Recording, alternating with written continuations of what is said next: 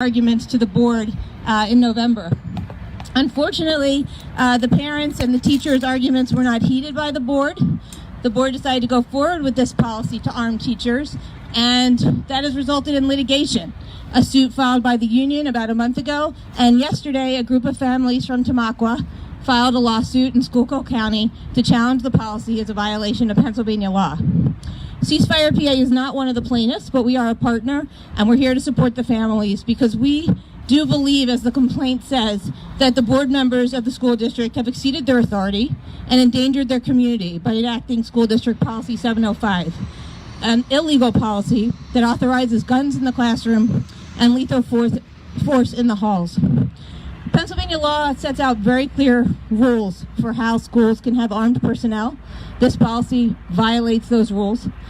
There's also very good data that our state legislature has accumulated, that experts have offered to this board, that arming teachers and other non-security personnel does not make our schools safer. So we're here to stand with the families today to announce this lawsuit and say we'll continue to fight for the students, for the parents, and for the teachers for a better way to keep our schools safe. With me today are some plaintiffs and also some other families who've been working on this issue, and they each have a few things to say, and then we'll take some questions. So first, we have Holly Kosak, who is one of the plaintiffs in the lawsuit, who will tell you why her family is involved in this case. Holly? Thank you.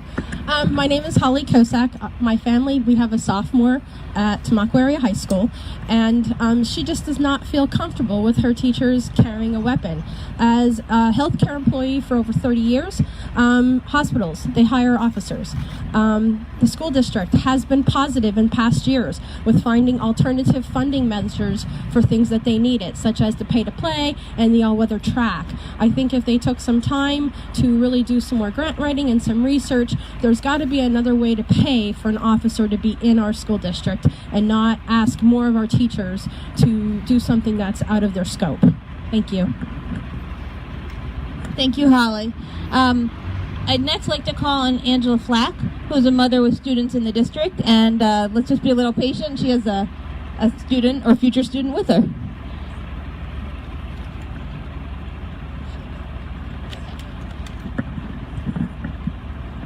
Good afternoon, my name is Angela. Anyone who knows me knows I prefer not to make waves or be in front of a crowd. But when it comes to my kids, I can't sit by and not do my part to make sure they're safe. The staff in our schools have taken positions and careers to make a difference in our children's lives. We ask so much of them already. What the school board asks with this policy is just one more weight on their shoulders, whether they're the ones carrying it or another. It's not just the weight that the staff feels, but also parents like myself who feel they'll be sending their kids into a risky environment. So many parents and teachers have been vocal against this policy and have tried to work with the board to come to a better solution with many alternatives that have been proven safer in the hopes they would rescind the policy, but we're still ignored. My opinion in the policy is in no way anti-gun. I come from a family of avid hunters, but the school staff was hired with the intent of fulfilling specific roles, none of those roles being armed security. I agree, as do many others, that something has to be done, but this policy is not the answer. Thank you, Angela. Before I call on our next speaker, I want to be clear that the plaintiffs and CeaseFirePA and the families of Tamaqua do understand that we share with the board a desire to keep our schools and our kids safe. We just believe that this policy is not the way to do it, that the data and evidence from across the country shows that we really need to deal with other ways of keeping our schools safe, that in many ways our schools are safer than they've ever been. And so this policy is kind of a knee-jerk reaction to something that's scary. And we hope that the board will take heed from what its teachers and its parents and its students are telling them. I'd like to call on Karen Tharp, who's a member of Tamaqua Citizens for Safe Schools.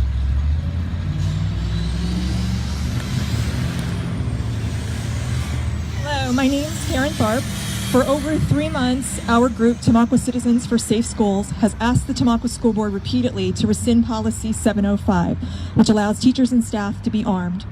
We held a town hall presentation in November where we not only showed the board and the public that there is no credible evidence or statistics to show that arming teachers and staff is the best way to prevent a school shooting, but we also presented a myriad of alternatives to arming them. As is laid out in this current lawsuit, the board's actions in enacting Policy 705 were questionable at best. There were no public readings of this policy. There was no public announcement of the policy. The only public input that was asked for was through a school board member's personal Facebook page. The teachers and staff in this district do not want guns in their buildings, nor do the parents. We have all been met by arrogance from the members of the board's safety committee who are convinced that they know better than everyone else, even though they have yet to tell us what resources they used to come up with this policy. They admitted that when looking to improve the safety of the schools, they went to the most extreme measures they could and are going to, quote, work backwards. The board president, Larry Wittig, has made the audacious statements that teachers will be better trained than police officers, that there is no chance of students figuring out which teachers are armed, and that if parents who are taxpayers in this district don't like their children being in a school building with an armed teacher, that they can send their child to school somewhere else. This is now the second lawsuit to be filed against the district due to this policy, and it may not be the last. At last month's board meeting, we asked Mr. Wittig how many lawsuits the district's insurance would cover, and he admitted he didn't know that answer. Both of these lawsuits can go away if the board rescinds the policy.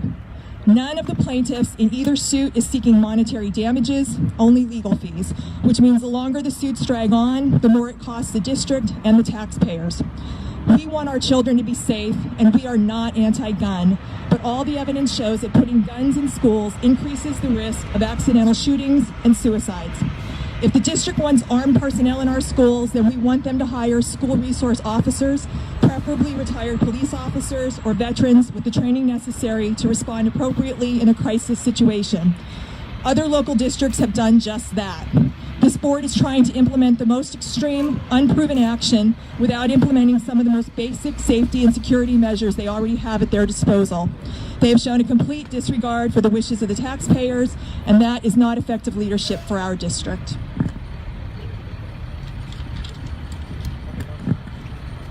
Thank you, Karen. I think you've heard now. I have on the press release a copy of the complaint, so you can read that. I'm happy to take questions if anybody else has questions for the plaintiffs. But like I said, this was filed late yesterday in Schuylkill County Court, and we expect the litigation to be ongoing just as the union suit is proceeding. Thank you. Why not let the teachers union district, the teachers union lawsuit play out? You know, what was the purpose of filing this litigation, which seems to duplicate the claims? Well, the parents have a different grounds for their standing. They're parents of children, they're taxpayers, the teachers are employees in the building. We think this makes it stronger. It's quite possible a judge will consolidate the cases. We think it's good to have an alternate basis of standing, and the parents really wanted to make themselves heard. I think there was a thought that the union suit might prompt the board to rescind or at least delay the policy. That has not happened. There's been no clear answer when or if this policy has been implemented or will be, and the parents felt that it was time for them to take action, and we'll see what the judge does. From a legal standpoint, isn't state law kind of silent on the matter? You know, like it doesn't specifically empower districts to take this action, but it doesn't specifically prohibit them? State law, you know, these bodies, school districts, municipal bodies, are bodies of enumerated powers that are delegated by the state. The state is very jealous in its power over the regulation of firearms. It also has set out in the school code how school districts are to deal with arming personnel.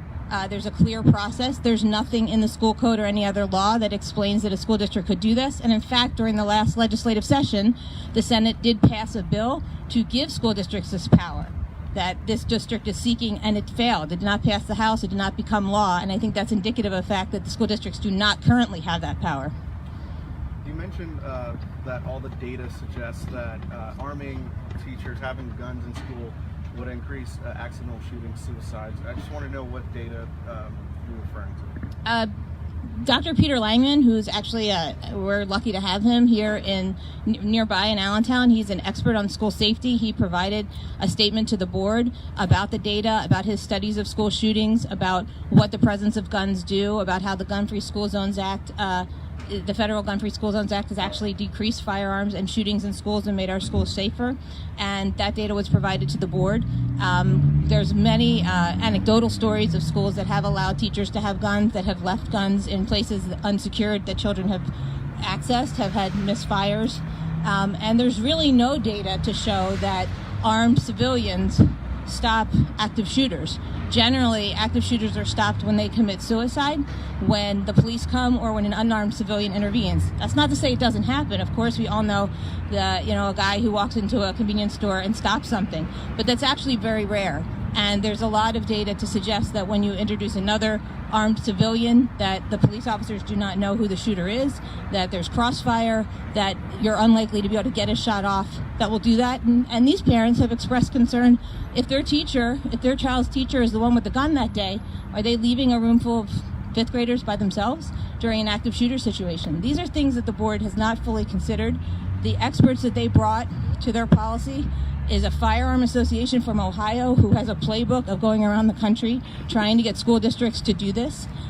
They are not lawyers, but they are giving legal advice to these school districts. And I think we need to look at the evidence and the data that our legislature has looked at, that our experts are looking at, that the FBI is looking at, and that should be what is informing decisions. Well, thank you for coming. I think people will stay for a few minutes if you have personal questions or individual questions, and we appreciate it. Thank you. Thank you.